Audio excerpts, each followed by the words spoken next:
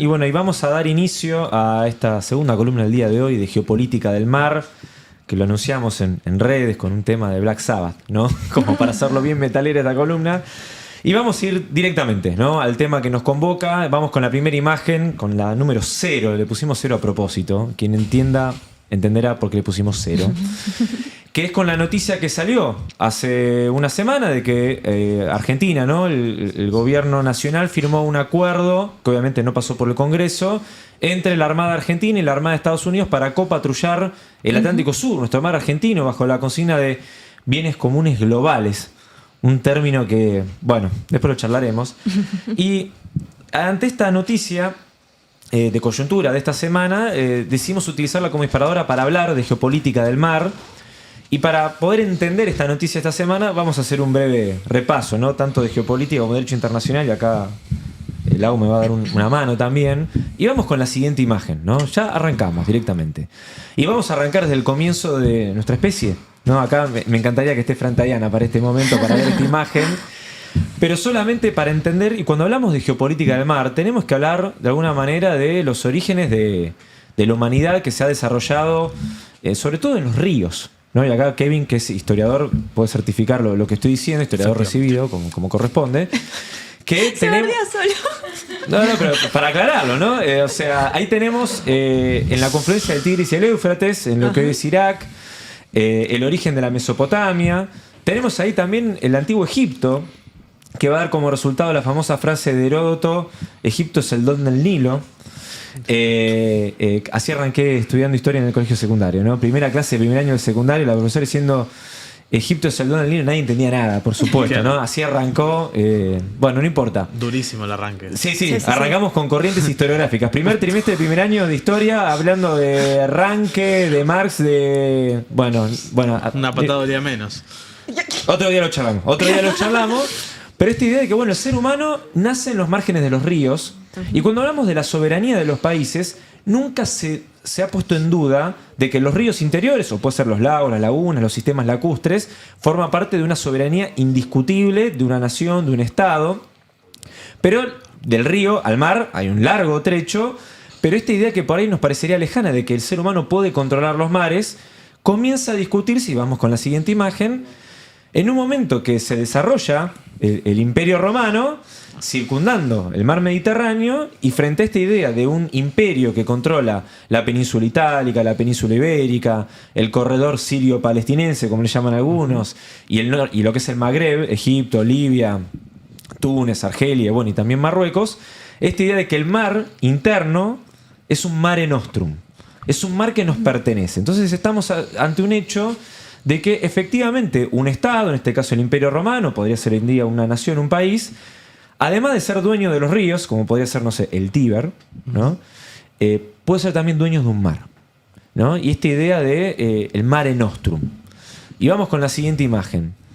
Obviamente, a medida que va... No, vamos con la siguiente. Esta era para ponerle un poco de color a la imagen, para que se entienda que lo que está dentro ahí del Mediterráneo era como un mar nuestro del Imperio Romano.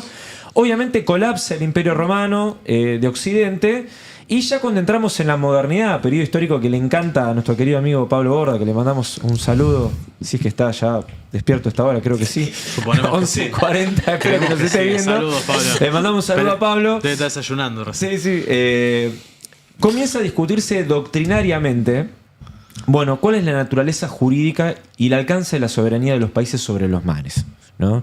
Y acá le cedo la palabra a Lau, de estas dos doctrinas que empiezan a chocar con dos visiones muy distintas, que es el mare clausum y el mare liberum. Me encanta porque el derecho siempre habla en latín: mare nostrum, mare clausum, mare liberum. Entre estas dos visiones, entre Gran Bretaña y Holanda, ¿no?, Países Bajos. Sí, importante destacar que estamos hablando de las dos potencias de ultramar más importantes de ese momento, que son las que, como decía Juan, van a empezar a teorizar cómo regular el mar, ¿sí? Y tenemos a John Selden, que va a plantear un mare clausum, como un mar cerrado. ¿Esto qué quiere decir? Que había, que justamente el mar era susceptible, ¿sí?, de apropiación por parte de un país, mientras que por el otro lado, por el contrario, Hugo Grocio va a plantear esta teoría del mar libre, mare liberum, que en realidad el mar tenía que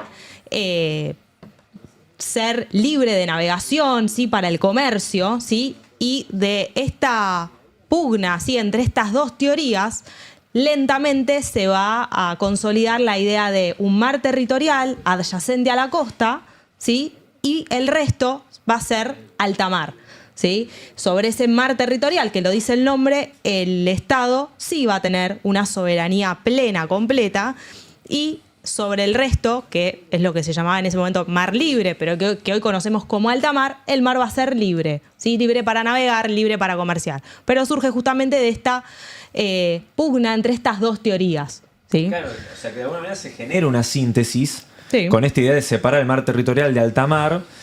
Y para que tengan una idea, cuando hablamos de mar territorial, esta idea de una porción del mar donde el Estado tiene soberanía plena. En aquel momento, siglo XVII, siglo XVIII, se calculaba la distancia de la bala del cañón. Y por ende el promedio era de 3 millas, que después sabía que fueron la capacidad del cañón y la pólvora fueron avanzando cada vez más. Quedó como un consenso en que quede de 12 millas adyacentes a las costas.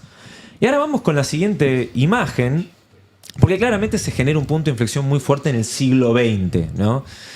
Y acá tenemos la máxima extensión del Imperio japonés en 1942. Y fíjense cómo esta idea del Imperio romano ha quedado en el inconsciente, si se quiere, me atrevo a decir, de las dirigencias o de las élites a nivel mundial, de recuperar esta idea de un mare nostrum, ¿no? Entonces fíjense cómo tenemos acá este imperio japonés, que es una especie de imperio archipelágico, único, casi único en su especie, y cómo en estas islas o en estos espacios insulares que iba conquistando el imperio japonés, intentó o estuvo la fantasía de tener un mare nostrum en el Océano Pacífico. Claro. Ahora, obviamente, después de esto, ya sabemos cómo terminó esto, ¿no? Venimos a hablar de la columna anterior, ¿no? De energía nuclear. No hace falta saber cómo terminó este intento de mare nostrum japonés. Vamos con la siguiente imagen.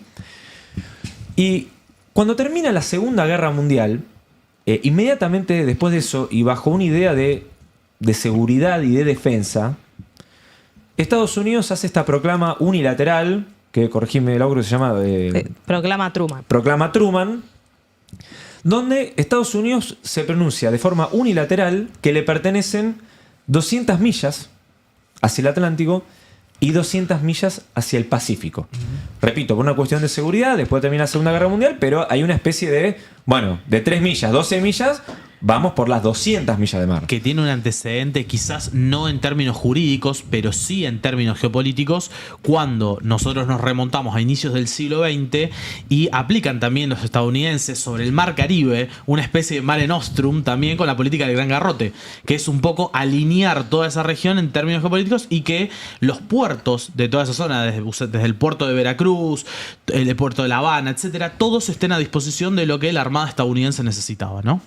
Bueno, fundamental, pero a ver, fue realmente un choque decir que un país le pertenece 200 millas de mar en el Atlántico y en el Pacífico. Encima, nada, prodigiosa la geografía, ¿no?, de Estados Unidos. Pero lo interesante de esto, y si quieren, volvemos al mapa que estamos viendo recién, los primeros en responderle a Estados Unidos fueron los países de América Latina, que dijeron, bueno, Truman, ¿vos te querés 200 millas para el Atlántico y el Pacífico? Bueno, y ahí volvemos al mapa que vimos recién. Los países de América Latina dijeron, bueno, nosotros también vamos por las 200 millas, ¿no? Hay una ventaja ahí comparativa en relación a Europa, que América Latina tiene menos estados, está menormente fragmentado, y que además tiene un despliegue a nivel oceánico mucho más, si se quiere, libre. Después vamos a hablar de Malvinas, ¿no? Por supuesto, que es como el gran la loma de burro que tenemos en nuestro país. Y empezaron a proyectarse entre el Océano Atlántico y el Pacífico, y por lo tanto, esto no era solamente una cuestión unilateral de Estados Unidos, sino que ya era de un alcance americano, y acá vamos a incluir a Canadá. Por lo tanto, se empezó a sentar estas bases de que las 200 millas ya no era un imperativo unilateral de un solo país, sino que podía ser un criterio de alcance universal. Ahora bien, en Europa, que tiene otra geografía, tiene otros problemas, otros alcances, ya hubo otras discusiones, sobre todo en el Mar del Norte, es un tema que se estudia mucho en Derecho Internacional Público, entre Dinamarca, Noruega y también Gran Bretaña, por el tema de la cuestión de explotación de petróleo. Pero les quería compartir algo que no se habla, esto sí que se habla muy poco. Vamos con la siguiente imagen. ¿Se acuerdan de Cartoon Network? De Rupert, el bacalao. Bueno, vamos con la siguiente imagen. Tengan paciencia, pues esto tiene un sentido, de Rupert el bacalao. Entre 1958 y 1976, esto realmente no se habla mucho de esto, existieron las guerras del bacalao entre Gran Bretaña e Islandia, ¿no? Tema bastante paradójico porque justamente esta guerra, muy poco estudiada entre la Armada Británica y la Armada de Islandia, tenía que ver con los permisos de pesca en los mares adyacentes a Islandia, que justamente en esta pugna por hasta dónde llegaba el alcance de los países en el mar, al principio fue una pelea por las 12 millas, porque Gran Bretaña pescaba en las costas de Islandia como si fuera su país, justamente por el bacalao, porque esto forma parte de la dieta inglesa, el famoso fish and chips. Qué raro, Gran Bretaña pescando en mares ajenos, ¿no? ajenos. Entonces, claro, uno viaja a Inglaterra, dice, bueno, quiero un fish and chips, digamos, ¿no? ¿Qué sería? Que pescado con papas fritas, ¿no? Que es uno de unos platos más accesibles si uno viaja a Inglaterra. No vayan a pedir un bife angosto porque sale carísimo, ¿no? Volvemos a la carne, ¿no? Lo que hablamos al comienzo. Y bueno, entonces, ¿qué hacía Gran Bretaña? Para poder tener un fish and chips en Londres, iba a las costas de Islandia a pescar, hasta que la Armada de Islandia dijeron, no, hasta acá. Y hubo, enfrentamientos armados, hubo buques que se cañonaban entre sí. Al final, en principio, Gran Bretaña reconoce las 12 millas de mar de Islandia. Pero claro, en un momento que empiezan los países americanos a pedir las 200, Islandia dijo, yo no me quiero quedar atrás, voy por las 200 millas de mar, que ahora un poco lo vamos a explicar, para poder tener por lo menos el monopolio y los recursos naturales que en teoría le pertenecen a Islandia. Y esto llegó hasta 1976, es decir, desde el 58 hasta el 76 del siglo XX, Gran Bretaña e Islandia se enfrentaron para ver quién se quedaba por los recursos naturales, quién se quedaba por el bacalao, por eso se llaman las guerras del bacalao, hasta que finalmente Gran Bretaña terminó reconociendo que Islandia tiene derechos de soberanía hasta las 200 millas de mar y por lo tanto tiene la legitimidad de explotación de esos recursos de pesca. Año 76 termina esto y vamos con la siguiente imagen, que llegamos a 1982, año que coincide con la Guerra de Malvinas. Perdón por ser tan malvinocéntrico, pero bueno, sepan entender. A medida que los países empezaban a discutir y a tener reuniones preliminares de cómo regular a nivel internacional los alcances de la soberanía de los países sobre el mar y por ende los recursos naturales, recién se trata de llegar a un borrador inicial a fines de los 70 y ya para 1982 se termina firmando y suscribiendo justo en ese año que coincide con la Guerra de Malvinas voy a tratar de decirlo despacio a ver si me sale, pues la CONVEMAR es el diminutivo de la Convención de Naciones Unidas sobre el Derecho al Mar. ¿Lo dije bien? Sí. Bien, perfecto. Eso es la CONVEMAR, que es este instrumento jurídico de derecho internacional público que se suscribe en este bendito año 82, por el cual establece las regulaciones del alcance de la soberanía de los países sobre los mares. Y ahora sí, yendo con la siguiente imagen, y ya te doy pie para que desarrolles, Lau. Ahora vamos a explicar, bueno, qué es lo que establece esta CONVEMAR.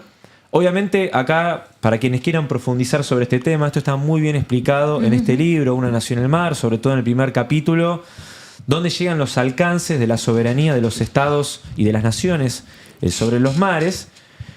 Por eso hay una pequeña publicidad, pero es una humilde sugerencia. Este libro está de libre acceso en la biblioteca digital del Museo de Malvinas. Y para poder explicar hasta dónde llegan los alcances de la soberanía de los estados sobre los mares, vamos con la siguiente imagen. Vamos a utilizar uno de los mapas más lindos que ha creado el ser humano, que es el mapa bicontinental argentino, que más allá de un deje argentinocentrista, ¿no? Vamos a ver, y así yendo con la siguiente imagen, y le paso la palabra a Lau, dentro de nuestro mapa tenemos todos los elementos para explicar lo que bien establece la CONVEMAR respecto a los alcances de la soberanía de los estados en los mares. Bien, para recapitular un poco, estábamos hablando de que en un principio se hablaba de mar territorial, que el resto era alta mar, y como bien estuvo explicando Juan, lo que pasa con el derecho del mar es que va a estar muy atado a la práctica que van a hacer los países, a la práctica en el uso, ¿sí?, del mar. y que esto va a terminar repercutiendo en los distintos espacios marítimos que regula esta Conmemar y que conocemos al día de hoy. Entonces, se ve todo el tiempo en la evolución del derecho del mar los usos, las prácticas que tienen los estados y sobre todo los intereses que van a tener los estados en el mar, que a priori parece que no se puede dividir, ¿sí? Pero para eso viene el derecho, para trazar, ¿sí?, algunos límites y para trazar qué es lo que se puede hacer en cada parte del mar. Hubo varias conferencias en Naciones Unidas, termina, ¿sí?, la Conmemar en esta última conferencia que se desarrolla desde el 73 hasta el 82, que va a dar lugar a este instrumento firmado, ¿sí?, por una gran parte, ¿sí?, de estados en el mundo. Hoy en día hay 172 estados que forman parte de la Conmemar, la Unión Europea también. También hay ausencias no tan llamativas como Estados Unidos, Perú, Venezuela, Israel, Turquía. Van a ser países que no firman la Conmemar, pero sin dudas la aplicación hoy en día es universal. Entonces también es obligatoria la Conmemar, pese a que no lo firmaron estos países. ¿Y qué es lo que? Volvemos al mapa que estaba puesto anteriormente. Lo que va a hacer básicamente la Conmemar es fijar distintos espacios marítimos, donde los países van a tener distintos derechos y obligaciones. ¿Por qué ponemos el mapa nuestro? Porque es la mejor manera de entenderlo y de explicarlo, ¿sí? Vamos a ver que estamos viendo la Patagonia Argentina, ¿sí?, el Golfo San Jorge entre Chubut y Santa Cruz, y van a ver ustedes una primera línea, ¿sí?, que se ve una línea recta. Estamos hablando de lo que llamamos las líneas de base, ¿sí? A partir de esas líneas de base se miden todos los espacios marítimos que regula justamente la Conmemar. Y vamos a ver una línea azul que sigue punteada, ¿sí?, que esa va a ser la anchura, ¿sí?, que va a tener el mar territorial. Hoy en día el mar territorial tiene 12 millas marinas, ¿sí?, de anchura. Recuerden que en un comienzo, como había explicado Juan, hablábamos de 3, pero todo esto fue una indefinición muy grande hasta que finalmente, unánimemente, se adopta este límite de 12 millas. Y en el mar territorial el Estado tiene soberanía plena, es como la misma soberanía que tiene en su territorio, ¿sí?, sobre el espacio aéreo, sobre el lecho y el subsuelo, ¿sí? Y lo único que tiene que permitir el Estado ribereño, ¿sí?, el Estado de la costa, es el paso inocente, ¿sí?, de buques de terceras banderas, siempre que sea pacífico, que sea ininterrumpido, que sea rápido. De buena fe. De buena fe, Bona exactamente. Vemos que sigue, hay una línea que se ve como más marroncita desde la pantalla, que es como una línea ya no punteada, sino más bien recta, y ahí estamos hablando de lo que se llama la zona contigua.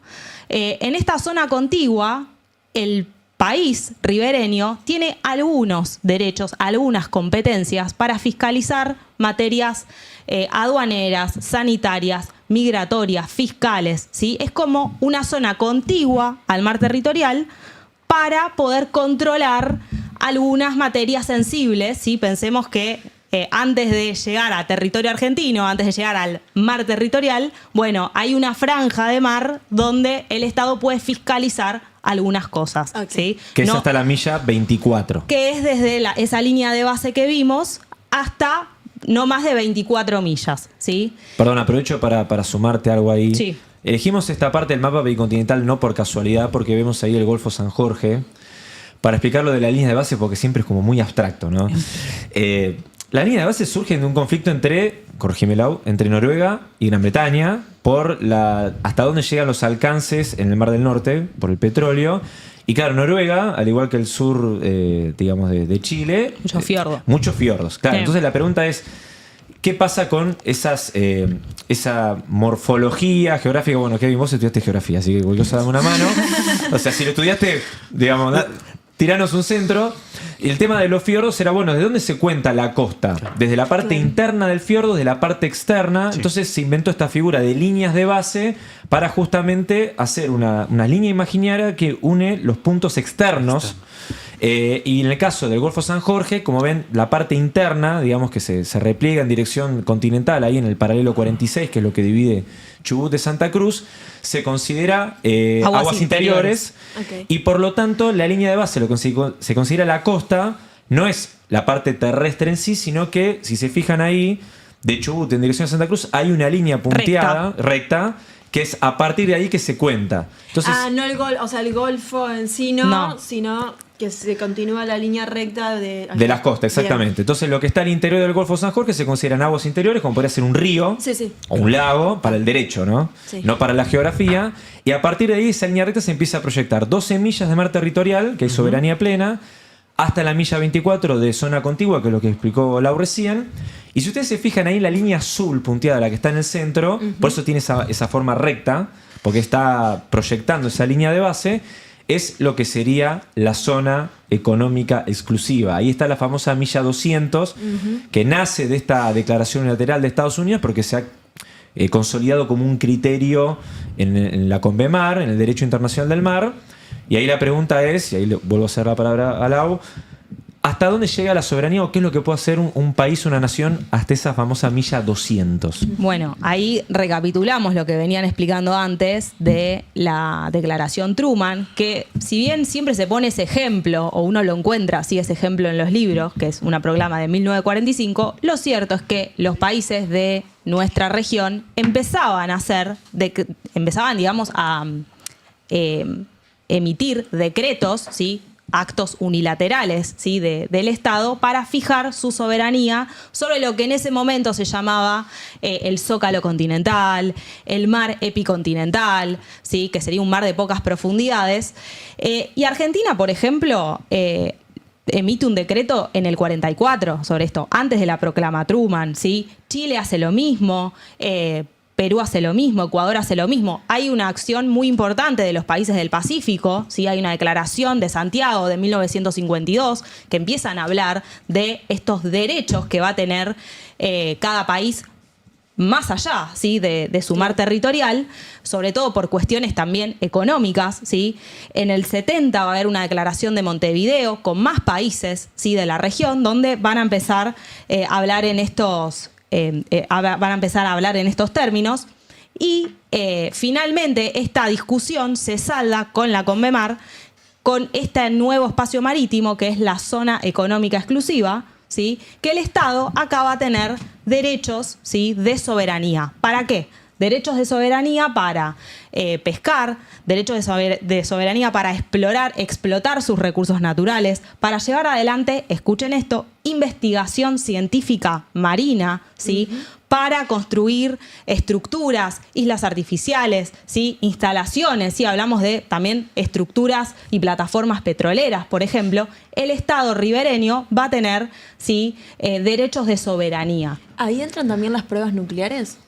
En realidad no las podríamos hacer nosotros. Claro, porque no, los tratados se superponen. No Argentina, pero remitiéndonos a los primeros... En alta mar, en realidad eso okay.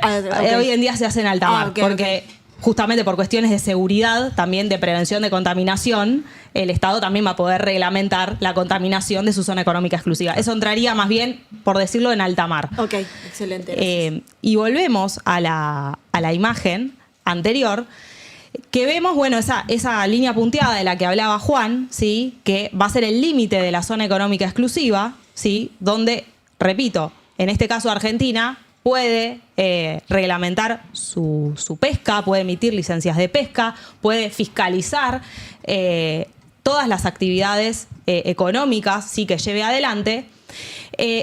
Y seguimos más allá, ¿sí?, de esa línea punteada en el centro azul. Todo lo que resta, ¿sí?, es lo que ya llamamos alta mar, ¿sí? Todo lo que no es zona económica exclusiva, todo lo que no es zona contigua, todo lo que no es mar territorial, ya va a ser alta mar. ¿Y qué pasa en alta mar?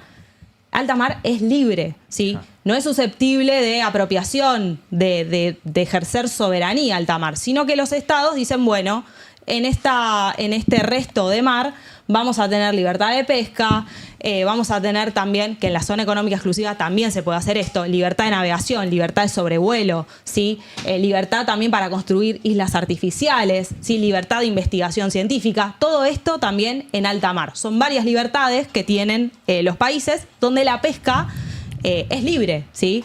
Ahí sí realmente aplica la cláusula de mare liberum. Exactamente. O sea, de pasar a la milla 200 ya es alta mar. O sea, no le pertenece a ningún país. Por eso se habla tanto de la milla 201, Exactamente. en lugar de saqueo de recursos. Exactamente. Porque es al borde, digamos, de alguna manera. Y cuando hablamos, por ejemplo, no sé, de pesca, los cardúmenes No saben dónde no están. saben dónde está la 200 Claro. y la 201. Claro, bueno, por eso nosotros siempre aclaramos que la pesca china en el mar argentino, en términos geográficos digo mar argentino, pero en la milla 201, 200, 203 es legal. No hay ningún instrumento jurídico a nivel internacional que regule por el momento. Otro día charlaremos de lo que está discutiendo en la actualidad con este tema. Se llama pesca no declarada, no reglamentada. ¿Por qué? Porque no hay ningún instrumento de derecho internacional que regule esa pesca pasada a la milla 201. Y después siempre está al borde, ¿no? Y por eso, obviamente, si por inclemencias del clima uno de esos buques que estaban en la milla 201 termina en la 199, ahí aparece la Armada, la Prefectura, ¿no? Todo, Claro. nuestros, Todo el despliegue. todo el despliegue para justamente decir, bueno, ahora sí, ya la pesca es ilegal porque ingresaste a la zona económica exclusiva de Argentina, y si no tenés el permiso de lo que sería la Secretaría de Agricultura, Ganadería y Pesca, que es la que otorga, digamos, los permisos, estaría haciendo una pesca ilegal, ¿no? Pero, como vimos recién en la imagen, tenemos ahí también una línea amarilla, exactamente, que sería la plataforma continental, y acá, corregime Lau, se extiende hasta la milla 350, que establece la Convemar, que aquellos países que gozan por dicha de la naturaleza y de la deidad, vamos a ponerlo en estos términos, y tienen una extensa plataforma continental, pueden reclamar esta extensión del límite hasta la milla 350, por el cual el Estado tiene derechos de explotación y exploración de los recursos naturales, pero en la plataforma, no en el mar. Ok. Entonces acá desdoblamos ya medio de forma tridimensional que lo que vemos hasta en la línea amarilla es lo que presentó Argentina ante Naciones Unidas para extender el límite de la plataforma continental, por el cual la Argentina tiene derechos en la plataforma, lo que sería el lecho y el subsuelo. Por ejemplo, si hay petróleo, poder perforar. O una centolla, que está adherida a la plataforma. Bien. Pero no, Argentina no tiene derechos exclusivos sobre los recursos naturales que están en el agua, en el mar. Perfecto. ¿Cuál sería el contraejemplo de esto? Bueno, Chile. Porque Chile, digamos, ingresa inmediatamente en aguas profundas, gracias a la producción, y por lo tanto no tiene una plataforma continental en dirección hacia el Pacífico, ¿no? Brasil sí, Argentina sí, y establecía la Convemar que una vez que entrara en vigencia, teníamos 15 años para presentar esto. ¿Cuándo entró en vigencia? En el año 95. Y por lo tanto teníamos hasta el año 2009, cosa que hicimos en tiempo y forma, a través de COPLA, un organismo que depende de la Cancillería, para presentar esta extensión del límite de la plataforma continental, por lo cual hoy la Argentina tiene derechos de exploración, explotación y, si quiere, usufructo de esos recursos naturales que están en el lecho y en el subsuelo de la plataforma Sí, continental. en ese sentido, siempre lo que vos mencionabas, Juan, de que Argentina está bendecida, tiene una plataforma muy interesante, contrastando con Chile, contrastando con Perú, donde tenés muy cerca una fosa directamente, y ahí ya no hay mucho más que hacer y no hay un principio de este estilo que pueda llegar a regir. Lo que hace justamente la Convemar con esta plataforma es a todos los países, como explicaba Juan, le reconoce 200 millas de plataforma continental, y si el Estado demuestra con estudios científicos, técnicos, que se extiende, lo va a poder hacer y extenderla hasta las 350. Y acá se solapan algunos espacios marítimos, los que sería el lecho y el subsuelo, que es la plataforma, que es lo que vimos en el stream del año pasado, que veíamos a la estrellita, que veíamos otras especies. A la batatita. A la batatita, sí, si recuerdan ese stream, eso es lo que es el lecho y el subsuelo. Pero el agua suprayacente, la columna de agua, ahí rige otro espacio y va a ser zona económica exclusiva o va a ser alta mar, según en dónde esté el límite de esta plataforma continental. Lo que sí, por supuesto, para así no dejar pasar esto, hay otras modalidades de pesca que son por ahí un poco más agresivas, como por ejemplo la pesca de arrastre, que ahí sí entran en contacto con la plataforma.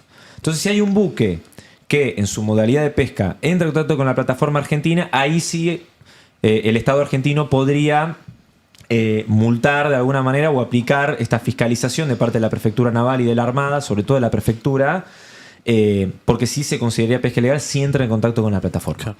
Tema que me parece no menor porque, bueno, van cambiando las modalidades de pesca y ya si entran en contacto con nuestra bendita y hermosa plataforma, ahí ya se deberían activar todos los mecanismos regulatorios. Y pongo de nuevo, volvemos a la imagen, porque más allá de esa línea amarilla que vemos, ¿sí? Que como bien explicó Juan, plasma la extensión de nuestra plataforma continental, en el lecho y el subsuelo, más allá de esa plataforma continental, está lo que se denominan los fondos marinos y oceánicos, ¿sí? Y los fondos marinos y oceánicos hoy se consideran patrimonio común de la humanidad. Otro día podremos hablar en profundidad de lo que hay en estos fondos marinos, que no es muy distinto a lo que vos estabas señalando, a los minerales que estabas señalando antes, que hoy está gestionado por un régimen internacional. La primera vez que digo régimen aplicado a lo jurídico en este programa, un régimen internacional por lo que se llama la Autoridad de los Fondos Marinos y Oceánicos, que otro día podremos profundizar para entender cómo también se fue modificando esta regulación y que hoy refleja más bien los intereses de los primeros inversores en la exploración de minerales. Todavía no se explotan los fondos marinos a nivel internacional, solamente se está en una etapa de exploración. Pero eso sería patrimonio común de la humanidad. Perdón, y ahí es donde entra este programa del buque Falcorchu de estudios científicos en las plataformas, que es lo que vimos el año pasado, que vulgarmente lo conocemos como el stream del CONICET, pero el canal de YouTube no es del CONICET, por la duda lo aclaro, es de Falcorchu, del buque, y que es un programa internacional donde van barriendo, y tema que vamos a hablar en breve, los fondos marinos oceánicos y también lo que vimos recién, las plataformas continentales de los países. Es casi como un Street View, pero del mar también, ¿no? Eso es algo que exactamente, hay que de ahí eso apareció. hay que tener en cuenta a la hora de estas cosas que son muy emocionantes, porque a ver, yo estudié biología antes de estudiar comunicación, digo, a mí me encanta, yo estaba fascinada en términos de lo que uno podía ver, pero es un mapeo en última instancia. Y publicado al mundo. Publicado al mundo y con un nivel de detalle que es impresionante sobre el lecho marino argentino, sobre, la plataforma continental, etc. Claro, el 4K que está bueno en tu casa, pero después el 4K en alguna oficina, ¿no? En el Atlántico Norte ya no es tan gracioso, ¿no? Y digo, ¿por qué es importante? Porque no es fácil mapear el fondo marino. Digo, tener esa información te permite tomar decisiones. De ahí viene lo sensible, ¿sí? De conocer efectivamente lo que hay en nuestro mar. Y ahí en esta parte de esta columna vamos a tener un breve paréntesis histórico para anclarlo en nuestro país, y ahí vamos con la primera imagen de lo que estamos en las vísperas de la Revolución de Mayo, el 25 de mayo. Vamos con la siguiente imagen de nuestro queridísimo abogado, ¿no? Manuel Belgrano, el pionero de alguna manera de los derechos argentinos en el mar. Se considera el fundador de la Marina Mercante Argentina, cuando él era funcionario del consulado del virreinato, era funcionario consular, y él justamente proponía de alguna manera mejorar las condiciones del virreinato del Río de la Plata, entre ellas la propuesta de que contara una marina mercante propia, y obviamente los peninsulares, ¿no? Los que hablan, no, lo dejo ahí, iba a tirar un comentario, vuelvo a mí mismo, a reubicarme, y justamente tuvo la negativa de estas propuestas de él, de parte de los funcionarios peninsulares. Y de alguna manera quedó como una cuenta pendiente, y después entendemos por qué Belgrano después acudió a las armas para hacer una revolución, ¿no? Quiero mi marina mercante, decía Manuel Belgrano. Quiero mencionar a Belgrano porque Belgrano estaba en el futuro, ¿sí? Pensando la creación de la marina mercante, que se crea en 1799, ¿sí? Él hablaba del costo que tenían los fletes, ¿sí? En ese momento para el comercio. Estaría hablando hoy en el 2026. Digo, estaría acá en el régimen si tuviera vivo Manuel Belgrano. Y además Belgrano incluso ya estaba pensando en ese momento, para entender la cabeza que tenía este hombre. Es uno de mis próceres favoritos, por eso lo alabo tanto. Como Cristina. Él estaba pensando en conectar el Pacífico y el Atlántico e instalar en la isla de Choel una fortificación militar que sirviera de punto logístico. O sea, lo que estaba pensando Belgrano a fines del siglo XVIII, ¿sí? Pensemos en esto, tomemos dimensión y de los problemas que todavía tenemos hoy al respecto. ¿Y quién continuó el proyecto de fortificar la isla Choel? Juan Manuel de Rosas. Ahí va. O sea, es muy simple la historia argentina. Y el último datito de Belgrano, el primer buque escuela de la Escuela Nacional de Náutica, que está en retiro, si la pueden ir a visitar, se llamaba San Francisco Javier. Y en este primer buque escuela también sirvió para la defensa de Buenos Aires, ¿sí? En 1806. Digo, vuelvo a pensar esto en esta dualidad civil-militar que sucede con la Marina Mercante, que se ve en distintos conflictos bélicos en el mundo. Bien, la siguiente imagen es la de Brown. La siguiente. Kevin se pone de pie. El gran pionero de la Armada Argentina fue un irlandés, como no podía ser de otra manera, Guillermo Brown. Pionero también antártico. ¿En qué año fue? ¿1818 o 1818, no? 1818. Que cruza el paralelo 60. Sí. Llegó a la Antártida, Brown. Está bien, lo llevó el clima también, ¿no? La deidad lo llevó a la Antártida, ¿no? La deidad. Pero fue uno de nuestros Era un pioneros iluminado. antárticos y fundador claramente de la Armada Argentina, con una clara perspectiva de soberanía, pionero de la revolución y también defensor del federalismo argentino en tiempos de Rosas. Perdón si digo Rosas seguidos porque tengo el suéter rojo punzó. El espíritu de Rosas le sube por el suéter. Bueno, sí, puede ser. Se cansó de enfrentar absolutamente todos los que amenazaron la soberanía nuestra. Sí. Absolutamente todos. Pará, y en un contexto donde Irlanda no estaba independizado de Gran Bretaña. No. Es decir, él tenía muy bien en claro su identidad irlandesa y argentina, que él se enfrentó con británicos en más de una ocasión. Exacto. Y aparte, había que desarrollar la armada en aquella época en la Argentina, que nos quedó diezmada después de la guerra con el Brasil, defender los ríos, el río de la Plata, el río Paraná. Y bueno, Eso también, porque más allá de la presencia en el mar argentino, la defensa de los ríos interiores. Fundamental. ¿no? Eso también es parte de lo que marca esa identidad de Brown en términos realmente marítimos y ribereños. y después ahí trajimos un no argentino, ahí a Mahan, la otra que está con número 12, Moisés. Que vos querés decir algo de Mahan, ¿no? No, sí, otro día. Esto es una primera parte, le aclaro a los que nos están viendo. Esto se va a desarrollar después. Mahan es como un clásico este libro, La influencia del poder naval en la historia, que va a ser el que va a teorizar, ¿sí? Y proyectar a Estados Unidos como el gran poder naval que tiene hoy, ¿sí? Escribe en 1890, ya se había terminado la guerra civil en Estados Unidos, ya se estaba consolidando la expansión costa a costa, y él va a plantear distintas características que va a tener el poder marítimo de un país, como su situación geográfica, la configuración física que va a tener su territorio y cómo todo esto va a condicionar o no el poder naval de un país. ¿Y por qué citamos esto? Porque seguimos en la imagen. Buen contraste geopolítico, Mahan, de Mackinder, que planteaba el Heartland y la La 13. concentración continental como epicentro, ¿no? Así que es sumamente interesante para profundizar en algún momento. Sí. Eso. ¿Por qué? Porque va a influir sin dudas también en el pensamiento, estamos viendo en pantalla, al almirante Storni, que es el que va a hablar por primera vez de los intereses argentinos en el mar, 2 conferencias muy importantes en 1916, que va a plantear también la teoría de una Argentina insular, entendida como un país que está rodeado, ¿sí?, de océanos, ¿sí?, básicamente. ¿Y por qué decimos esto? Y creo que seguimos a la imagen siguiente.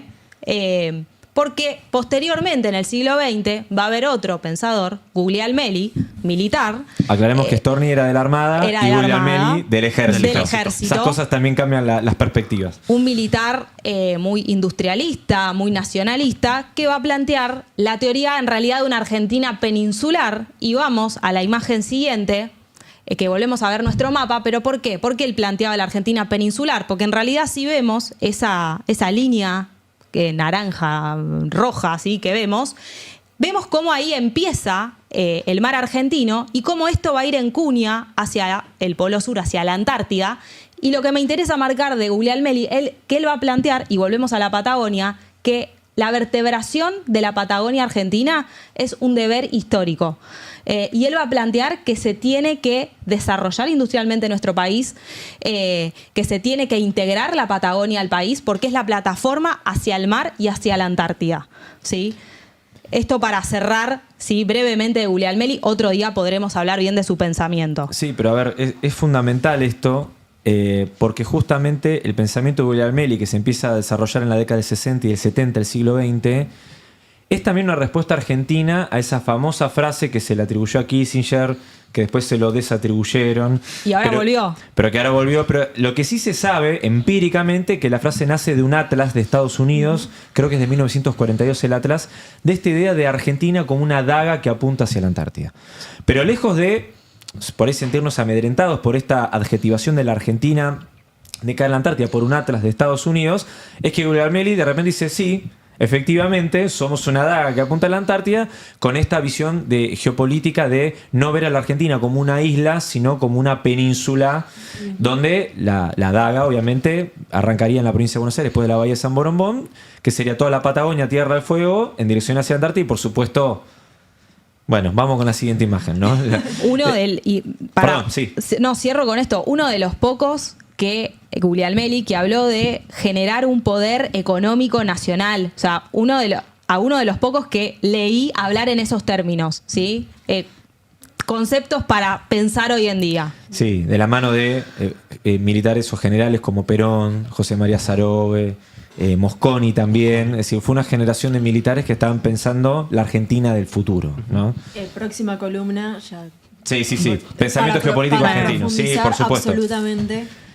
Y ahora sí, vamos con, bueno, la siguiente imagen, que ya es como la parte triste, si quiere, que vivimos una guerra. Esa guerra tuvo consecuencias, tema que vamos a nombrar de forma transversal en los programas, que es que Argentina tiene, como bien siempre decimos, el 25% de esa Argentina bicontinental ocupada por una potencia extranjera y extracontinental, que es el Reino Unido de Gran Bretaña, que no solo ocupa las islas Malvinas, Georgias y Sándwich del Sur, sino justamente 200 millas de mar alrededor de cada isla.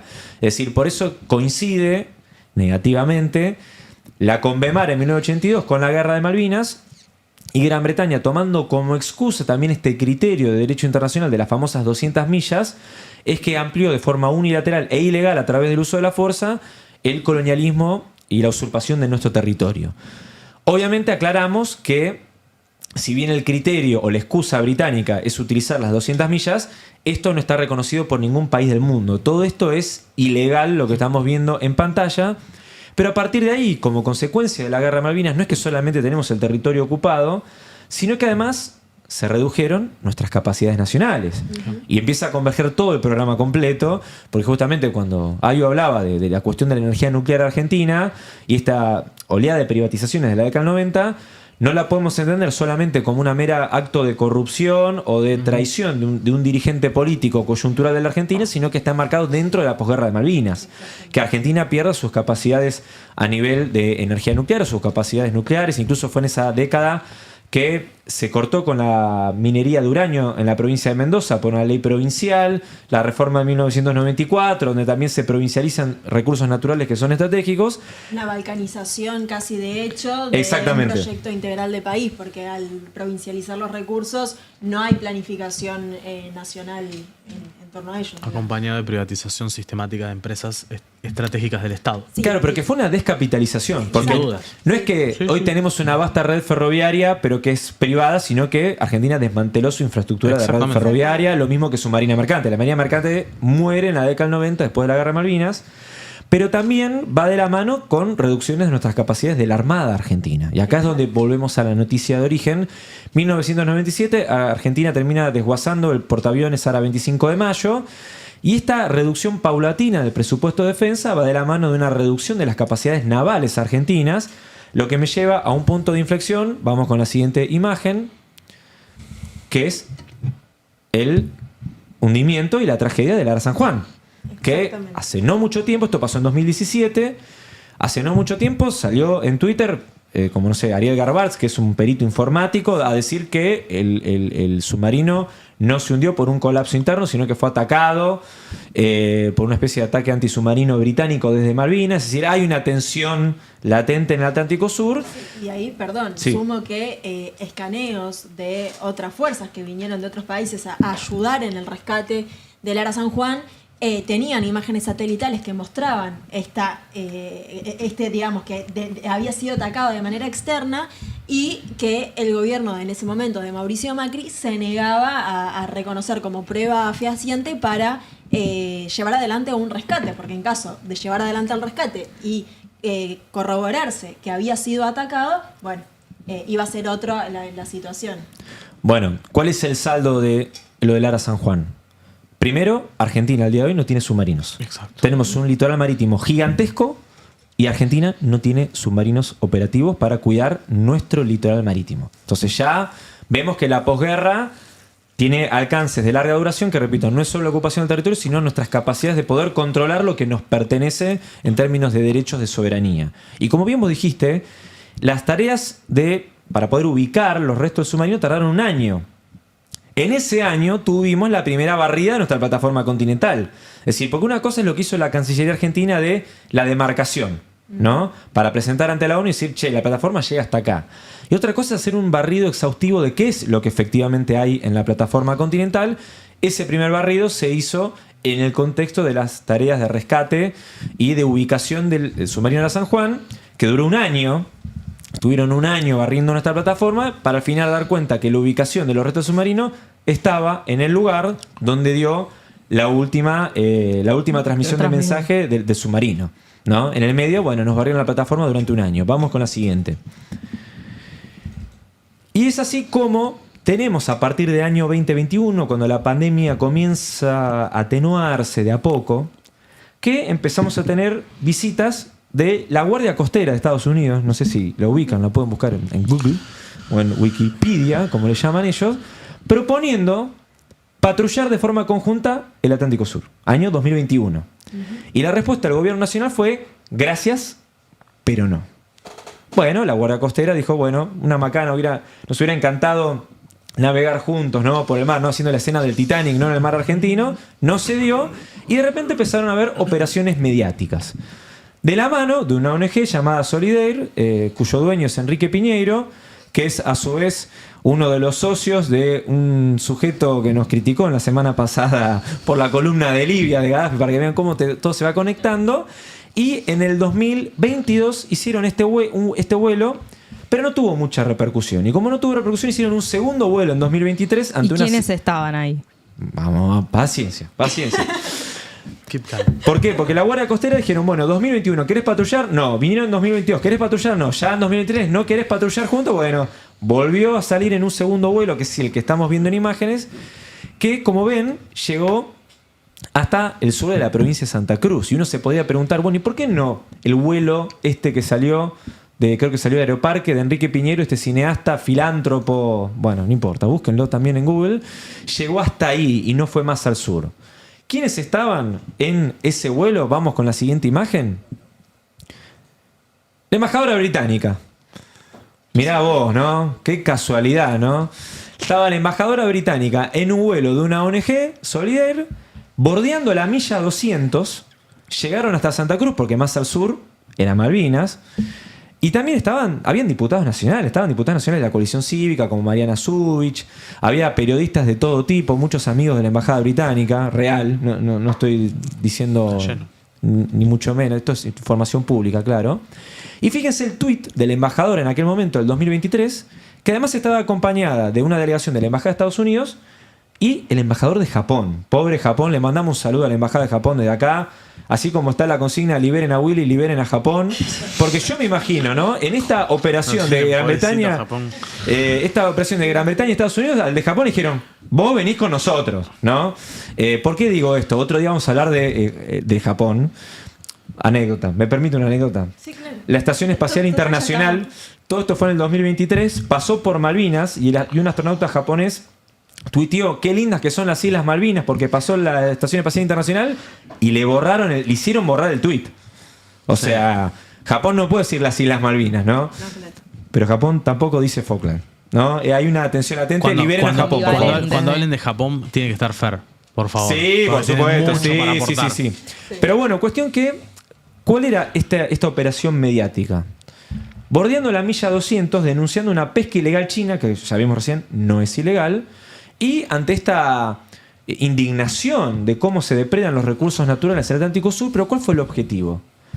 Decir que la Armada Argentina y la Prefectura Naval Argentina no tienen capacidades para controlar el litoral marítimo. Por lo tanto, frente a estas negativas del Estado argentino de no copatrullar el mar con la Guardia Costera de Estados Unidos, vinieron las presiones mediáticas de esta manera, donde tenemos a la embajadora británica bordeando nuestra milla 200 diciendo que Argentina no puede controlar su propio litoral marítimo. Y hay una presión más que te sumo en esto de crear, algún día hablaremos de las organizaciones regionales de ordenación pesquera, que son las que crean los países en alta mar, ¿sí? Que Argentina, no, otro día hablaremos de este acuerdo del 95 de pesca de altura, Argentina no lo ratificó. Porque en los hechos implicaría crear una organización regional en el Atlántico Sur y esto implicaría reconocer al Reino Unido como un Estado que tiene potestad para reglamentar la pesca. Entonces Argentina esto no lo ratifica. Porque estaría reconociendo la ocupación de Malvinas. Estaría reconociendo que el Reino Unido puede reglamentar la pesca en tu propio país. A ver, para que se entienda, es como reconocer a Francia como un país amazónico por la Guayana. Claro. O sea, y reconocer a Gran Bretaña como un país sudamericano, ¿no? Producto del colonialismo en Malvinas. Pero además estos vuelos, vamos con la siguiente imagen, tenían como propuesta muy amigable, estoy siendo irónico, por la doble aclaro, de proponer áreas marinas protegidas. Por lo tanto, crear estos áreas de protección que serían como parques nacionales, pero en el mar. Y fíjense hasta dónde llegaron las propuestas que pretendían crear 6 áreas marinas protegidas en la zona económica exclusiva para destruir la pesca y la industria pesquera argentina. Esperen que así me desulfuro la sangre mientras converso con ustedes. Y fíjense cómo ese mapa que está ahí, de este proyecto de áreas marinas protegidas, auspiciado por esta ONG Solidaire, se superpone con la ocupación británica de Malvinas. Es decir, pretendían crear, bajo la excusa de proteger el ambiente, el colonialismo británico sobre los recursos naturales argentinos, tanto pesca como hidrocarburos. Porque es lo que nadie, en todas las noticias que siempre hay en los diarios sobre este tema, en ninguno aparece el mapa que nosotros siempre le mostramos de la ocupación británica. Claro. Eso es pesca ilegal también, ¿eh? O sea, Claro. les aviso. O sea, Es pesca ilegal porque para el ordenamiento jurídico argentino y también para el ordenamiento jurídico sudamericano, porque reconocen nuestra soberanía en esos territorios. Por eso el vuelo de la ONG Solidaire llegó hasta Santa Cruz. En ningún momento Enrique Piñeiro o la embajadora británica va a denunciar el colonialismo británico en Malvinas, ¿no? Y menos con esta propuesta nefasta, porque es nefasta, de crear áreas marinas protegidas para cuidarle la pesca ilegal a los británicos. Y así llegamos a la actualidad, a la triste actualidad. Vamos con la siguiente imagen. Que en 2024, para que vean cómo todo se va relacionando a escala bicontinental, se firma un acuerdo por el cual, y ahí está, no Peter Lamelas, ahí está Mark Stanley, gobierno demócrata, por el cual Argentina va a permitir la presencia del cuerpo de ingenieros del ejército de Estados Unidos en los puertos del río Paraná para introducirlo en el río Paraná, en la vía navegable troncal que le pertenece a la Argentina, como observador de lo que sería la navegación del río Paraná. Y esto que pasó en 2024, fíjense, vamos con la siguiente imagen, es un tema de mucha actualidad porque se está licitando nuevamente la cuestión de la hidrovía. Y esto es una noticia de último momento, de ayer, que la empresa que al día de hoy administra la hidrovía, otro fenómeno de la posguerra, porque esto arranca en 1995, fue a la embajada de Estados Unidos a decirle a la embajada, ahora ya sí con Peter Lamela se reunieron, ya gobierno republicano, para aclararle cuáles son las características de su proyecto empresario en caso de ganar nuevamente la licitación de la hidrovía, y aclara, fíjense ahí en el último párrafo, negó vínculos con empresas estatales chinas y aseguró que esas versiones buscan entorpecer el desarrollo del proceso licitatorio. Es decir, Jean Denul fue a la embajada de Estados Unidos a hablar con Lamela para decir, no tenemos nada que ver con los chinos. No solamente eso, sí tiene que ver con Geneia y el grupo Neus, que son las que se acaban de quedar con Transener, la que yo señalaba que es la empresa que es la transportadora mayoritaria de energía eléctrica en la Argentina. yo esto siempre lo planteo a la inversa. ¿Se imaginan a un miembro, a un diplomático argentino en el Mississippi o se lo imaginan sobrevolando la zona económica exclusiva de Estados Unidos? No. No, y aparte tuiteando y aparte criticando. O sea, imagínense un embajador argentino en la milla 200 del Pacífico. Che, qué vergüenza, Estados Unidos no está haciendo nada para cuidar el medio ambiente. Bueno, volvemos al acero, si se puede, Moisés, a la primera imagen de todas. Todo esto para explicar cómo llegamos a esta imagen. Nuevamente, después de tanto ataques mediáticos y operaciones mediáticas de que la Armada Argentina y la Prefectura Naval Argentina no estarían en capacidad de controlar el mar argentino, es que se firma este acuerdo, que repito, no pasó por el Congreso, por el cual ahora sí, después de tantas insistencias, Estados Unidos estaría en las vísperas de copatrullar el mar argentino hasta el 2030 con la Armada Argentina. Se había hablado de que se iba a proporcionar cámaras especializadas para que Argentina con las unidades de la aviación naval patrulle el mar, ¿sí?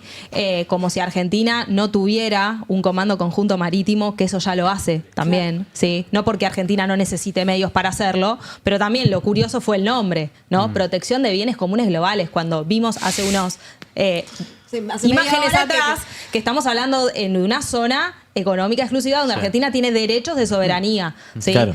Ahí no está son lo bienes curioso. globales, no son comunes, son argentinos.